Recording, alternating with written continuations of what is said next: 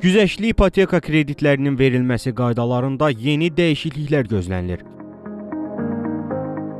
Bu barədə İpoteka və Kredit Zəmanət Fondundan xəbər ertəsinə bildirilib. Kreditlərə çıxışın daha da asanlaşdırılması, rəqəmsal həllərin tətbiqi və regionlarda ipoteka imkanlarının genişləndirilməsi istiqamətində işlər aparılır. İpoteka və Kredit Zəmanət Fondunun baş meneceri Rasim Abdullayev deyir ki, siyahı kateqoriyası ilə bağlı mütəmadi olaraq fond vətəndaşların ipoteka kreditlərinə əlçatanlığının artırılması istiqamətində tədbirlər görür. Ötən il ərzində artıq sadələşmiş vergi ödəyicilərinin də ipoteka kreditlərinə çıxışı təmin olunubdur. Bununla bağlı müvafiq qanunverici aktlarına dəyişiklik həyata keçirilib.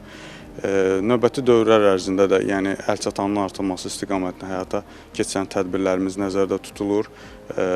Müvafiq qurumlarla müvafiq razılaşmalar həyata keçirilir. Hesab edirəm ki, bugünkü gündə ipoteka kreditlərinin underwritingi, tələblərin sadələşdirilməsi istiqamətində mühüm tədbirlər icra olunub. Və bugünkü gündə artıq 59 mindən çox vətəndaşa 4 milyard manat həcmində ipoteka krediti verilməsi təmin olunmuşdur.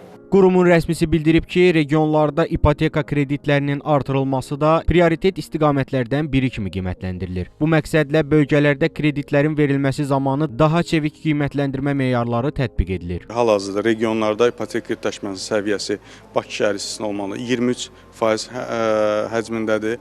Verilən kreditlərin böyük əksəriyyəti daha çox Sumqayıt, Gəncə, Naxçıvan, Muxtar Respublikanın ərazilərinə düşür və regionlarda ipoteka kreditinin əlçatanlığının artırılması ilə bağlı fond underwriting qaydalarında müvafiq dəyişikliklər həyata keçirilib. Daha mərkəzlə müqayisədə daha yumşaq yoxlama meyarları, qiymətləndirmə meyarları mövcuddur. Gözlənilən əsas yeniliklərdən biri də süni intellekt texnologiyalarının ipoteka prosesinə inteqrasiyasıdır. Məqsəd həm sənədləşmə prosesini sürətləndirmək, həm də vətəndaşların dövlət qurumlarına müraciət yükünü minimuma indirməkdir. İpoteka kreditlərin rəsmiləşməsi mərhələsində süni intellekt məhsullarının tətbiqi həyata keçirilsin. Bu bizim strateji hədəflərdən biridir.